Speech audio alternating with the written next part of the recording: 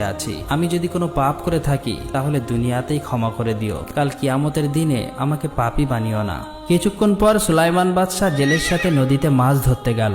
যখন তারা রাস্তা দিয়ে যাচ্ছে তখন দেখলো বেশ কিছু লোক চিন্তিত ও পেরেশানি অবস্থায় দাঁড়িয়ে আছে। এটা দেখে জেলে তাদেরকে বলল, ভাই আপনারা এমন চিন্তিত অবস্থায় দাঁড়িয়ে আছো কেন? তখন তারা বলল, আমাদের দেশের অবস্থা খুবই খারাপ, হিংসা ঘৃণায় ছড়াছড়ি, দেশের বাদশাহ কোনো পদক্ষেপ নিচ্ছে না।